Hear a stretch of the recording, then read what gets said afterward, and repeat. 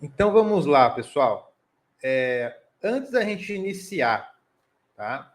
Uma parte de prospecção, de vendas, posicionamento e tudo mais, nós precisamos começar pelo início, ok?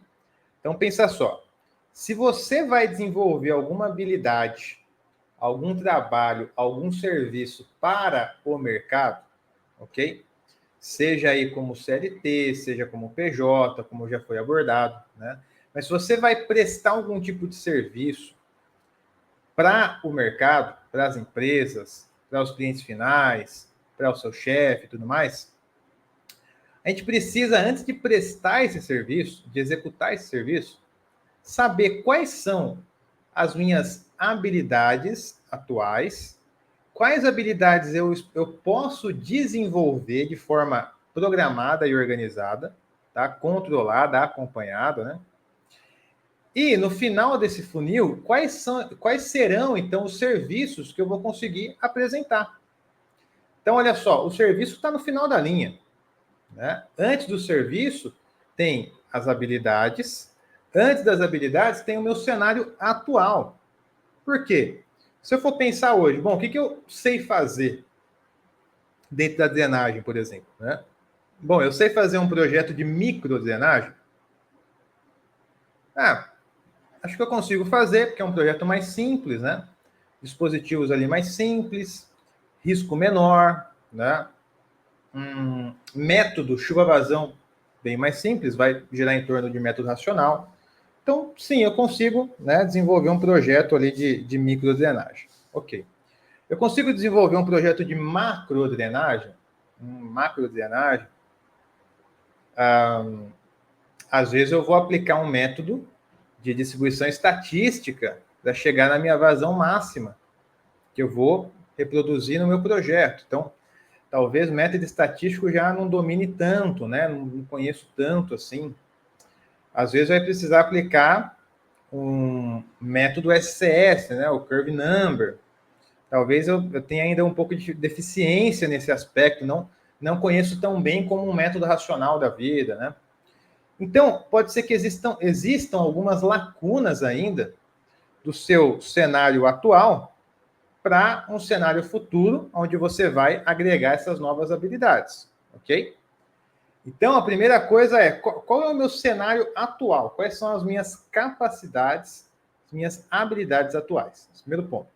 Segundo ponto é, quais são as habilidades que eu vou precisar desenvolver para chegar num patamar 2 aqui, né? Patamar 1 é do jeito que eu estou, patamar 2 é depois que eu desenvolver essas novas habilidades. E num patamar 3, aí sim, em decorrência as minhas habilidades iniciais, as minhas habilidades que eu desenvolvi recentemente, quais são os serviços que eu posso prestar hoje para a sociedade, para as empresas, para o mercado? Percebe? Então existe um caminho a ser trilhado. Nem aquele pensamento de, eu só sei isso, então só posso executar isso. Né? Não, porque você pode aprender novas habilidades. Você pode desenvolver novas habilidades. Então, programando esse progresso, esse desenvolvimento, no estágio 2 você vai conseguir desenvolver outros tipos, né, de serviços. Tá? Então, pessoal, dentro dessa atuação que nós temos hoje, como eu comentei ali naquela aula introdutória, nós temos aqui 3 tipos de modelos aqui de atuação que são os mais convencionais, ok? Mais convencionais. Então, olha só. O CLT, né, que eu acho que está todo mundo já bem ciente, né, do CLT. Você ser contratado como CLT por uma determinada empresa, né, onde você vai ter ali uma carga horária a ser cumprida, você vai ter ali um salário, você vai ter um 13º, você vai ter férias, você vai ter um PLR, você vai ter alguns benefícios, pode ser que você tenha convênio, pode ser que você tenha plano de dentista, né, odontológico, pode ser que você tenha auxílio transporte, alimentação, então N variáveis aí, né? Mas no CLT é um dos modelos aí que há um tempo atrás, né, ele basicamente dominava aí bastante o mercado na área de engenharia. Hoje em dia já tem um pouco de dúvida, né? Até porque o regime aí, que é o segundo PJ, né? Tem ganhado força, né? Vou colocar na última década aí, basicamente, né? Então, já até falando desse regime, né, nós temos ali uma certa ramificação, né? Você pode atuar como PJ, ou seja, pessoa jurídica, né, ter a sua empresa, ok? Que para trabalho de engenharia não pode ser MEI, tá? Não pode ser MEI. Você pode abrir uma ME, né, mas uma MEI não, ok? Então, para a sua empresa, com o seu PJ, você pode desenvolver trabalhos dispersos, ou seja, você tem a sua empresa e você presta consultorias ou desenvolve serviços para N tipos de outras empresas, né? Ou seja, você faz um projeto para um cliente, desenvolve uma consultoria para um outro cliente, faz um outro projeto para um terceiro cliente. Então, você vai desenvolvendo as suas atividades, seus serviços, de forma dispersa, atendendo diversos tipos de cliente. Ok? Esse é um formato. Outro formato é quando você tem já um contrato com uma empresa em específico.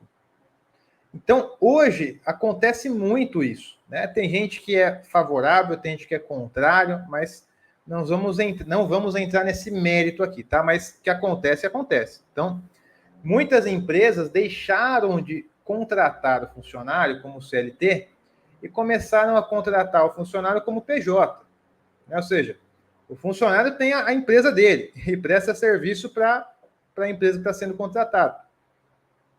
Então, ele fica fixo, né, basicamente, naquela empresa, prestando os serviços dele para aquela empresa em específico. Tá? Então, perceba que os dois cenários são PJ, são pessoas jurídicas, mas o formato de atuação difere um pouco. Né? Um primeiro formato, que ele é mais voltado para atendimento disperso, né, de clientes, e um segundo formato, que ele é voltado a um atendimento focado em um único cliente, né, mas os dois ainda sendo PJ. Ok? E um terceiro modelo é de concurso público, né? Então, isso aí também acho que já está na nossa consciência aí, né? Desde que a gente é pequeno, né? Então, existem regiões do país que vivem de, basicamente, concursos públicos, né? Então, existem cursinhos, né, hoje em dia, para você aperfeiçoar seu conhecimento para passar numa prova de um concurso público, ok? Então, o concurso público acaba sendo uma terceira via de atuação dentro aí do campo de drenagem. Tá? Então, se tratando de modelos de atuação, esses três aqui, né, são basicamente os modelos encontrados hoje no mercado. Tá? CLT, PJ com essa pequena ramificação e concurso público.